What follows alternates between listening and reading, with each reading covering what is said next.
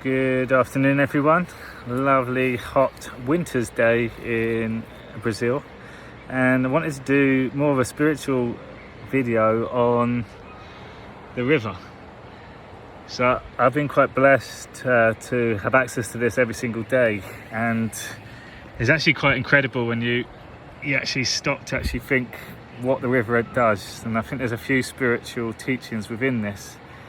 I think the first one is the way that we go through life, and it always seems to be an uphill battle. It's always a struggle, there's always resistance, and we put that on ourselves.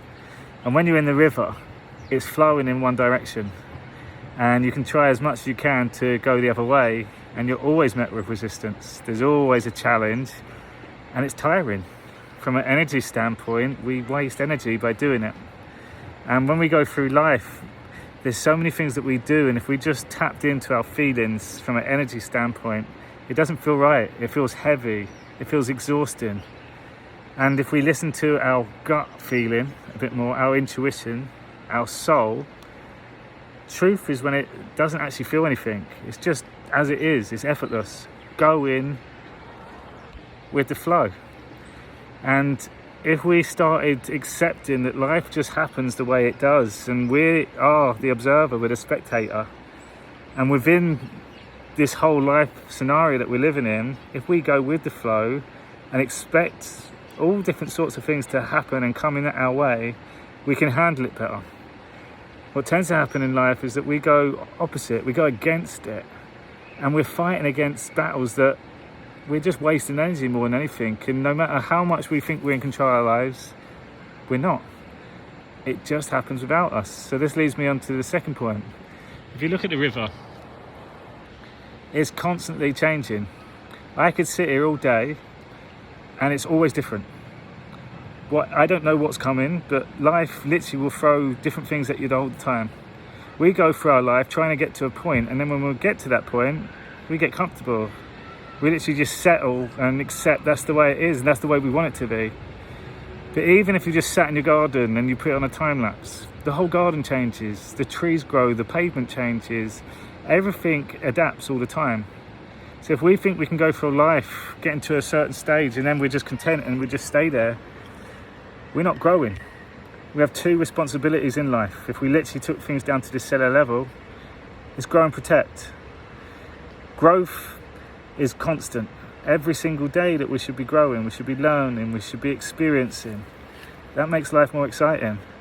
The moment we get to a point where, yeah, that's it, I'm content with this, all of a sudden our soul, our intuition, that knowing that there is something more out there, and then we suffer because we're not actually listening to our gut feeling, we're fighting against it, we're going upstream.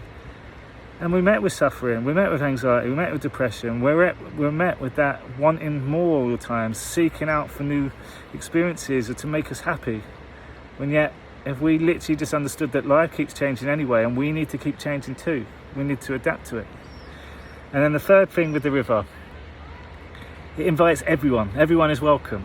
Literally, there's life, there's people going in there, there's plants growing, there's animals bathing, animals playing. There's literally everything happens within the river. It's healing. And we go through life, and again, we reject a lot of things that come our way. But if we started just opening up and accepting that and allowing other people to come into our lives, protecting our energy, and knowing that when we are open to things, good things will start to happen. As long as we're aware and we're in the moment, and we can catch ourselves when things don't feel right from an energy standpoint, when we don't trust someone, when we have that inkling that something's not right, we listen to our gut feeling and we change.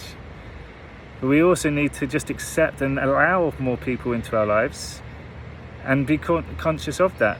And the more that we start meeting other people, we learn about new experiences. We learn that people have completely different values, but yet they could be the other side of the world and still be content and still be happy. And we live our lives based on our upbringing, and a lot of our conditioning is based from our parents. It is based from the social circles that we're around. It is based on our family and our friends.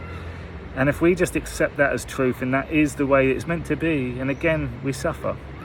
When we start inviting other people into our lives, and meeting everyone from a woo-woo standpoint, meeting everyone with love.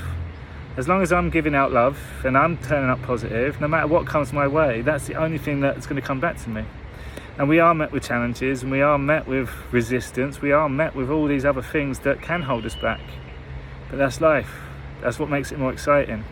And I think if we can start becoming more of an observer and just watching these things come in, and again, being aware, don't get caught in that drama, we can make better decisions. And the best bit about it, we make those decisions, we are in control of the decisions, and we feel happy when we make a decision. And knowing that when that decision maybe isn't the way that you initially intended for it to go, that's okay too. Our past doesn't define us, and again, we can change and adapt and go again. So let's start welcoming more people, new experiences, new learnings, new teachings into our life, and you'll see things will be a lot more positive for us. So that was my 3 takes on the river. Very spiritual today, but I am in South America, and I'm one with nature.